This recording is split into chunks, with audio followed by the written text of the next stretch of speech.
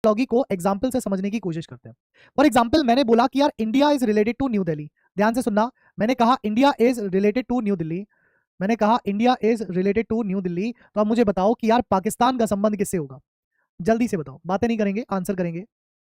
मैंने कहा कि भारत का संबंध अगर नई दिल्ली से है, मैंने कहा भारत का संबंध अगर मुझे नई दिल्ली से है, तो बताइए, अगर कहा भारत का संबंध अगर नई दिल्ली से है, तो मैंने बोला कि पाकिस्तान का संबंध किससे होगा? ये बताइए, किससे होगा पाकिस्तान का संबंध? कह रहा है कि भारत का संबंध नई दिल्ली से है, तो पाकिस्तान का किससे होगा? जल्दी बताइए,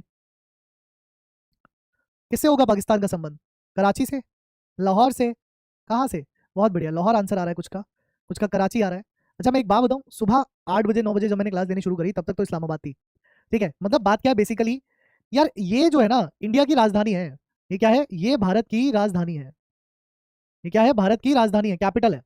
capital of India is new Delhi. तो अगर हम पाकिस्तान की बात करें तो इसके लिए भी तो इस्लामाबाद है। अगर आप इसकी बात करोगे तो इसमें भी तो आंसर क्या होना चाहिए? इस्लामाबाद होना चाहिए। तो जो आंसर लाहौर दे रहे हैं या जो आंसर कराची दे रहे हैं वो बिल्कुल गलत आंसर हो गया। क्यों? क्योंकि पाकिस्तान की राजधानी लाहौर या कराची नहीं है। पाकिस्तान की जो राजधानी है वो क्या है? वो इस्लामाबाद है। ठीक है, वो क्या है? वो इस्लामाबाद है। जैसे अगर मान लो मैं एक और क्वेश्चन पूछूं, जैसे मैं यहाँ पर एक क्वेश्चन पूछूं कि मान लो मैं यहाँ पर लिख दूं डजन, और डजन के आगे मैं लिख दूं 12, डजन के आगे मैं लिख दूं 12, है ना, और फिर मैं यहाँ लिख दूं सेंचुरी, और इसके आगे लगा दूं क्वेश्चन मार्क, तो क्या होगा आंसर? तब क्या होगा आंसर? मैंने लिखा डजन, डजन के आगे लिख दिया मैंने 12, ठीक है, फिर मैंने लिखा सेंचुरी, इसके आगे क्या होगा? क्यों भाई, यहाँ पर आंसर क्या होगा? डजन मतलब एक डजन, एक डजन मतलब 12, जैसे हम कहते हैं ना एक डजन बनाना ला दो, है ना, मतलब 12 केले ला दो। सेंचुरी, सेंचुरी वैसे ही क्या हो जाएगी आपकी? 100। सेंचुरी का रिलेशन किससे हो जाएगा? 100 से, है ना, शताब्दी यानी कि शतक, सेंचुरी का मतलब रिलेशन किससे हो जाएगा? 100 से। अब ये जो मैंने एक बात बोली, यहाँ पर ऐसे और भी हो सकते हैं चीजें। यहाँ पर जो चीजें समझने वाली हैं वो इस तरीके से भी हो सकती हैं, जैसे मैं लिखूं, है ना, उत्तर प्रदेश, मैं लिखूं उत्तर प्रदेश, और इसका संबंध मैं बोल दूं लखनऊ से। मैं बोलूं उत्तर प्रदेश और इसका संबंध मैं बोलूं लखनऊ से, और मैं आपसे बोलूं कि आप मुझे बताइए मध्य प्रदेश का किससे होगा? मैं आपसे बोलूं कि आप मुझे बताइए कि मध्य प्रदेश का किससे होगा? आंसर दीजिए। मैंने लिखा उत्तर प्रदेश, उत्तर प्रदेश का जो संबंध है वो मैंने कहा लखनऊ से, तो आप मुझे बताइए कि मध्य प्रदेश का किससे होगा? बेटा नोट्स आपको खुद बनाने हैं, हैंड नोटबुक मैं कोई प्रोवाइड नहीं करूंगा, ठीक है? जितना लिखवा रहा हूं बस इतने आपको नोट्स खुद बनाने हैं, बनाना चाहो तो यहाँ पर मध्य प्रदेश का क्या हो जाएगा? भैया इसकी राजधानी है, ये जो है वो क्या है? इस राज्य की राजधानी है, तो इसका क्या हो जाएगा? इसका भोपाल हो जाएगा। इसका क्या हो जाएगा? इसका भोपाल हो जाएगा। बहुत सिंपल सी बात है। अब यहाँ पर मेरा मतलब ये नहीं था, यहाँ पर ये था समझाने का अर्थ कि हम कर क्या रहे हैं। हम बेसिकली इनके बीच में सबके क्या स्थापित कर रहे हैं? सिमिलैरिटी स्थापित कर रहे हैं, है ना। हम यहाँ पर क्या बना रहे हैं? इनके बीच में समानता देख रहे हैं। हम क्या देख रहे हैं? हम जो है वो इनके बीच में समानता देख रहे हैं। ठीक है, तो समानता देख रहे हैं इन चीजों के बीच में कि यार यहाँ पर जो है वो क्या समानता हो सकती है इन दोनों के बीच में, इन दोनों के बीच में, या इन दोनों के बीच में। ठीक है, हमें ये देखना है इनके बीच में क्या क्या समानताएं हो सकती हैं।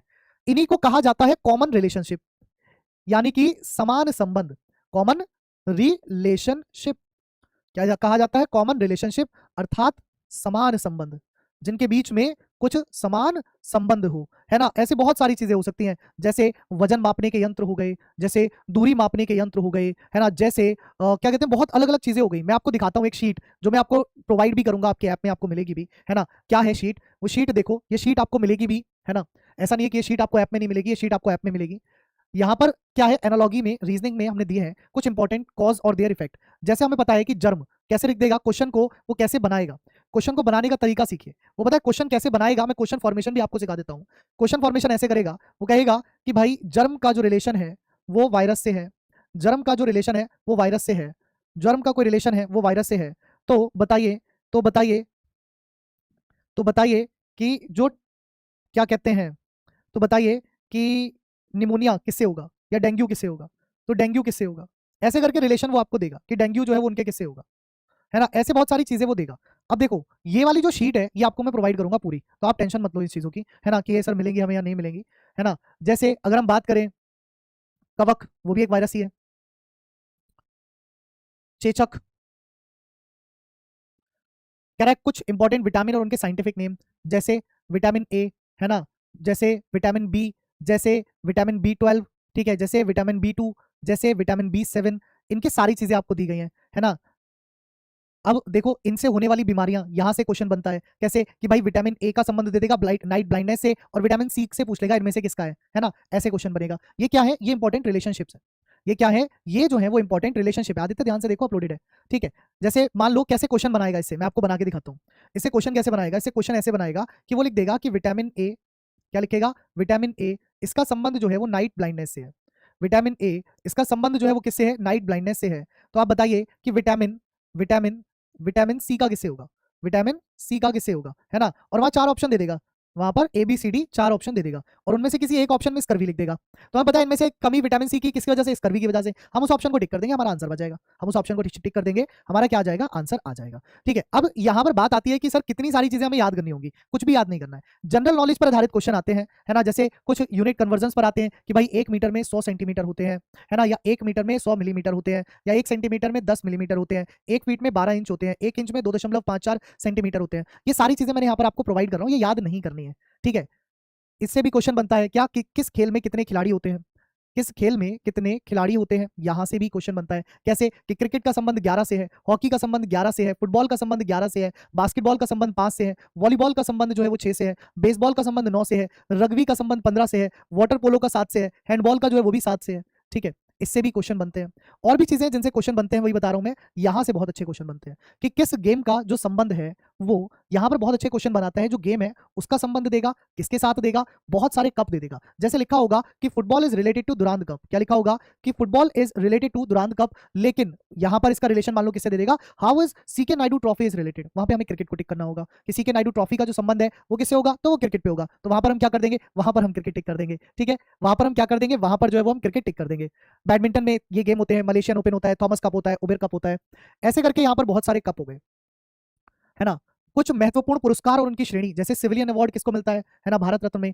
सिविलियन अवार्ड में पद्म विभूषण भी होते हैं, पद्म भूषण भी होते हैं, पद्मश्री भी होते हैं। कुछ स्पोर्ट्स अवार्ड होते हैं, जैसे राजीव गांधी खेल रत्न अवार्ड, है ना, जैसे अर्जुना अवार्ड, जैसे ध्यानचंद्र अवार्ड। ध्यानचंद अवार्ड किसे मिलता है बताओगे कमेंट में, हाँ जी जल्दी बताओ। अगर मैं आपसे पूछूं कि ध्यानचंद अवार्ड जो है वो किसे मिलता है, जल्दी से बताओ कि ध्यानचंद अवार्ड किसे मिलता है। हाँ, ये मिलेगी शीट आपको, एज इट इज आपके जो अपलोड होता है ना नोट्स वाला सेक्शन, वहां अपलोड हो जाएगी, उसकी फिक्र मत करो। अभी जो मैं पूछ रहा हूँ उसका जवाब दो कि ध्यानचंद अवार्ड जो है वो किसको मिलता है, जल्दी बताओ कि ध्यानचंद अवार्ड जो है वो किसको मिलता है, पता है आपको, हॉकी के प्लेयर्स को, फुटबॉल के प्लेयर्स को नहीं, चैश में नहीं मिलता भाई, हॉकी के प्लेयर्स को मिलता है ना। मेजर ध्यानचंद जी के नाम पर रखा गया था ध्यानचंद अवार्ड। ठीक है, किसके ऊपर, हॉकी के ऊपर।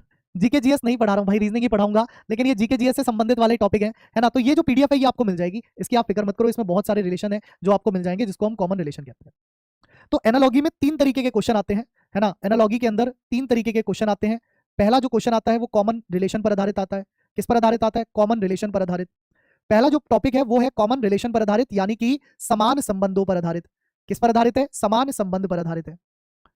दूसरा जो टॉपिक इसमें आता है वो आता है अल्फाबेट बेस्ड, यानी कि अक्षरों पर आधारित। अल्फाबेट बेस्ड, अल्फाबेट बेस्ड मतलब अक्षरों पर आधारित। अक्षरों पर आधारित कैसे आता है, अब इस पर बात करते हैं, है ना। अक्षरों पर आधारित, अक्षरों पर आधारित, अब अक्षरों पर आधारित कैसे आता है इस पर बात करते हैं दूसरे टाइप पर। और तीसरा जो आता है वो आता है आपका नंबर बेस्ड। तीसरा जो आता है वो आता है आपका नंबर बेस्ड। नंबर बेस्ड मतलब संख्याओं पर आधारित, नंबर बेस्ड मतलब संख्या पर आधारित, है ना। तो 3 तरीके के क्वेश्चन आते हैं। पहला वाला मैंने आपको दिखाया कि पहले वाले में किस तरीके से क्वेश्चन करने हैं। दूसरे वाला हमारे पास जो आएगा वो आएगा अल्फाबेट बेस्ड।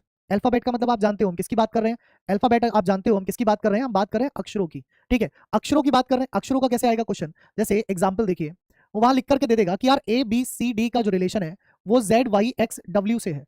सो है ना, या ऐसा लिख देगा मान लीजिए कि यार ए बी सी डी का जो संबंध है वो आपका जेड वाई एक्स डब्ल्यू से है। तो आप बताइए कि पी क्यू आर एस का जो रिलेशन है वो किससे होगा, आप ये बताइए, ऐसे क्वेश्चन देगा।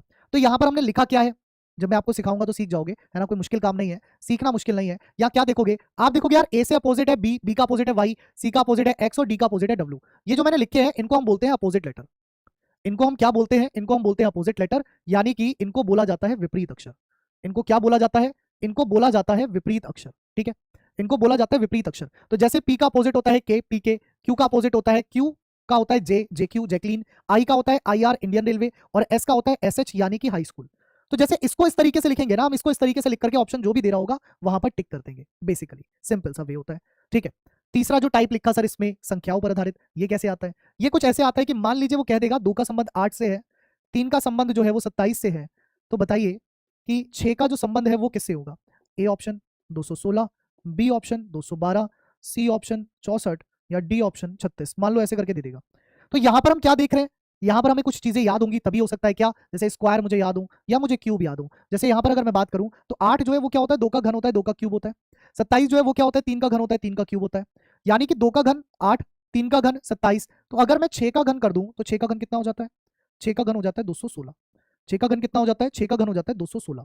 यानी कि मैंने आपको बताया कि एनालॉजी में 3 तरीके के क्वेश्चन आते हैं। अभी हमने कुछ पढ़ा नहीं है, अभी तक मैंने आपको कुछ भी नहीं पढ़ाया है। पिछले 20 मिनट में मैंने सिर्फ आपको ये बताया है कि एनालॉजी से 3 तरीके के क्वेश्चन जो है वो एग्जाम में बनते हैं। ठीक है, अब बात आती है कि तीनों तरीके से कितने क्वेश्चन हैं जो एग्जाम में बनते हैं। अगर मैं बात करूं इस चैप्टर से तो ये एक ऐसा चैप्टर है जिससे 3 से 4 क्वेश्चन भाई साहब हमारे एग्जाम में आएंगे। कितने क्वेश्चन आएंगे? जिससे 3 से 4 क्वेश्चन जो है वो हमारे एग्जाम में आएंगे। अब हम एक एक करके तीनों तरीके के जो चैप्टर के अंदर बनने वाले प्रश्न हैं उनको देखेंगे एक एक करके, सुकून से, कोई भी जल्दबाजी नहीं है ना। कमेंट बिल्कुल बंद रखा करो, पढ़ा करो दिल से, दिमाग से नहीं, दिल से पढ़ो। जिस दिन दिल से पढ़ोगे सब समझ में आने लगेगा। और अभी तो मैंने कुछ समझाया भी नहीं था, अभी तो मैं सिर्फ ये बता रहा था कि एनालॉजी एक चैप्टर है ना। एनालॉजी चैप्टर में 3 तरीके के क्वेश्चन आते हैं। पहला आता है जो कॉमन रिलेशन बेस्ड होता है, जिसमें समान संबंध पर आधारित। दूसरा आता है आपका अल्फाबेट बेस्ड यानी कि अक्षरों पर आधारित। और तीसरा आता है आपका नंबर बेस्ड यानी कि संख्याओं पर आधारित। ठीक है, तो 3 चीजें आपकी होती हैं। अब आप कहोगे कि सर कॉमन रिलेशन हमें कितने याद करने हैं? मैं कहूंगा 0 मत याद करना। क्यों याद नहीं करना? क्योंकि ये जीके है, आपकी जनरल नॉलेज पर आधारित है। जो मैं शीट दे रहा हूं वो शीट पीवाईक्यू पर आधारित है, मतलब उस शीट में जो प्रीवियस ईयर में ज्यादातर पूछी चीजें गई हैं वो मैंने डाल के आपको दे दी है। लेकिन आपको वो ऐसा नहीं है कि वो रटने बैठनी है कि डेली उस शीट को रटो ना। उसे आप एक दो बार देख लेना, बस एक दो बार देख करके आपको ये पता चल जाएगा कि अच्छा इसका रिलेशन ये होता है, इसका रिलेशन ये होता है। मैं आपको कुछ चुनिंदा प्रश्न कराता हूं और उसके बाद अगले 10 मिनट बाद हम फिर आपसे पूछेंगे कि आपको कितनी चीजें समझ आई और कितनी समझ नहीं आई। ठीक है, 10 मिनट जैसा मैं कह रहा हूं वैसा कर लो, 10 मिनट बाद जैसा आप कहोगे वैसे करेंगे। ठीक है, तो 10 मिनट सिर्फ मेरी बातों पर ध्यान देना है। जैसे मान लो आपके सामने एक क्वेश्चन आ जाए, क्या कि flow is related to river. ये जो सिंबल है ये दर्शाता है संबंध को। ये किसको दर्शाता है? ये दर्शाता है संबंध को, कि गुरुजी इसका संबंध इससे है, कि गुरुजी इसका संबंध इससे है, तो इसका जो संबंध है वो इससे होगा, इससे होगा, इससे होगा या फिर इससे होगा। इनमें से बताना है किससे होगा। मतलब अब हम जानते हैं वो यहां पर क्या बोल रहा है। वो कह रहा है कि प्रवाह का संबंध जो है वो नदी से है। प्रवाह का मतलब क्या होता है? अगर मैं आपसे पूछूं प्रवाह का अर्थ क्या होता है, अर्थ बताओ मुझे, प्रवाह का अर्थ क्या होता है? ठीक है यश, अभी रुक जा, बाद में बात करेंगे। प्रवाह का अर्थ क्या होता है?